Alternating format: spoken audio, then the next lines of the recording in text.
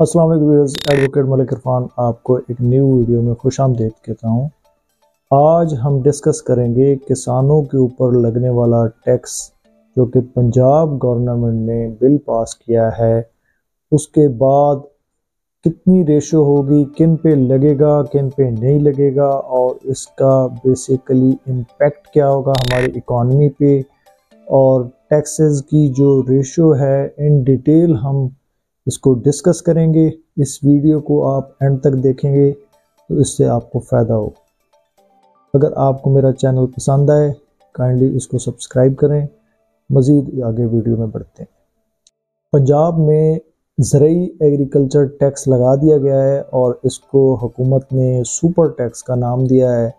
और ये जो सुपर टैक्स है ये पंजाब में फ़िक्स टैक्स को इसको भी कहा जा सकता है, और इसको जिसकी वजह से लगाया गया है वो है IMF की कड़ी शराइत, क्योंकि IMF काफ़ी अरसे से इन्फोर्स कर रहा था पंजाब गवर्नमेंट और अदर प्रोविंस को कि आपका कंट्री क्योंकि एग्री है तो इसमें किसानों के ऊपर जो टैक्स लगाया गया है वो बहुत कम है, तो आपकी जो एग्री इनकम है उससे काफ़ी ज़्यादा इनकम आपकी जनरेट होती है, तो उस हिसाब से कलेक्शन जो है वो उस लेवल पे नहीं हो रही।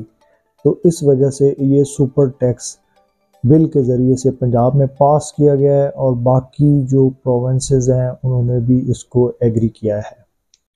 अब जो टैक्स की रेशो इसमें है वो बेसिकली जो at the end of the year है वो आपके ऊपर एक स्लैब के मुताबिक जो आपकी इनकम के ऊपर टैक्स लगता है वो तो है ही है, लेकिन इसके अलावा आपकी जो इनकम है वो फसल के हिसाब से फ़िक्स टैक्स भी आपके ऊपर किसान भाइयों के ऊपर लगा दिया गया है, जो कि डिफरेंट स्लैब्स है वो मैं आगे चल के बताऊंगा। और ना सिर्फ हुकूमत पाकिस्तान ने ये वाला फ़िक्स टैक्स लगाया है, आगे जो क्योंकि हमारे बहुत सारे किसान भाई लाइफ स्टॉक बिजनेस से वाबस्ता हैं तो उसके ऊपर भी टैक्स लगा दिया गया है, वो अलग से फर्दर टैक्स होगा। वो इस टैक्स के अलावा टैक्स लगाया जाएगा उनकी जो मवेशी हैं उसके हिसाब से, तो ये एक ह्यूज अमाउंट है।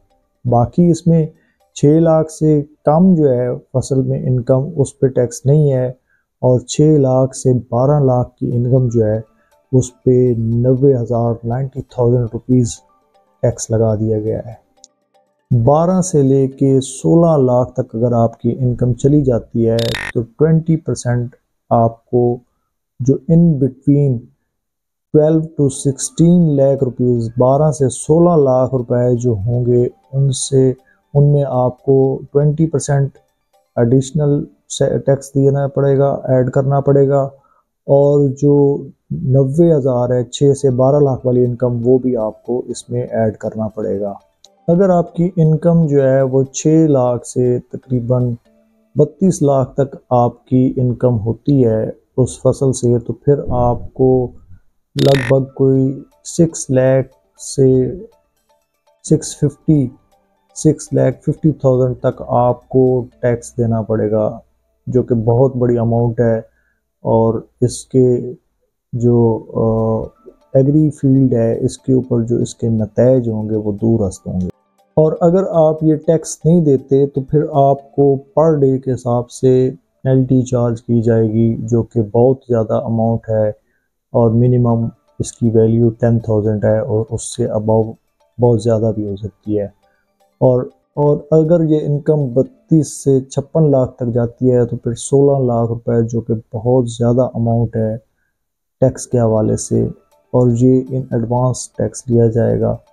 तो ये जितना भी डिटेल बताई है इससे फिर अबव ऐसे स्लैब्स बढ़ती जाएगी। अगर 56 लाख से भी अबव जाती है इनकम, क्योंकि जो बड़े बड़े किसान हैं जो बेसिकली उम्मीद नहीं है कि उनसे टैक्स लिया जाएगा क्योंकि वो ज़्यादातर पॉलिटिक्स से वाबस्ता हैं, तो उस लेवल पे तो वो नहीं देते, वो उन्होंने इसमें से सलूशन निकाल लेने होते हैं।